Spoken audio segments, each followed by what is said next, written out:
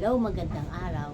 Ang tatalakayin natin ngayon ay ang natural na lunas sa depression. Ano nga ba ito? Ito ay ang tinatawag na mindfulness at meditation. Oo, ang mindfulness at meditation ay isang natural na paraan upang makatulong sa depression. Isa itong uri ng pagninilay-nilay, kung saan iniisip mo lamang ang kasalukuyang sandali. Walang paghuhusga sa sarili o pagbabad sa nakaraan o hinaharap. Maraming pag-aaral ang nagpapakita na ang mindfulness-based cognitive therapy, MBCT, mindfulness-based stress therapy, MBSR, ay maaaring magpababa ng sintomas ng depresyon at maiiwasan ang pagbalik nito. Na makakatulong ang mindfulness at meditation sa depresyon? Alamin natin. Number 1, pinabababa ang stress hormones. Makakatulong ito upang mabawasan ang cortisol, stress hormone sa katawan. Number 2, pinalalakas ang emotional regulation. Mas nagiging aware ka sa iyong emosyon, kaya hindi ka agad natatangay ng lungkot o negatibong damdamin.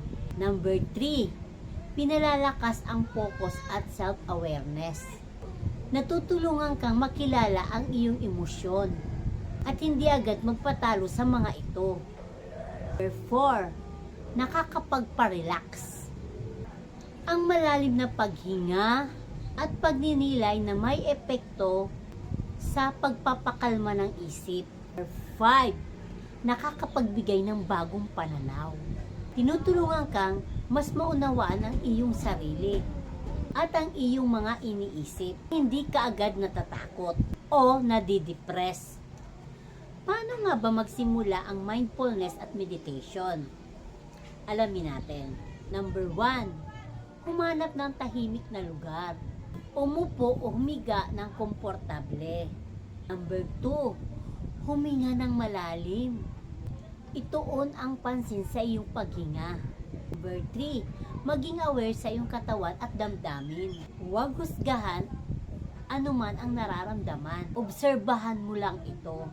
Number 4, ibalik ang atensyon sa kasalukuyan. Kung mawala sa focus, dahan-dahan itong ibalik sa iyong paghinga.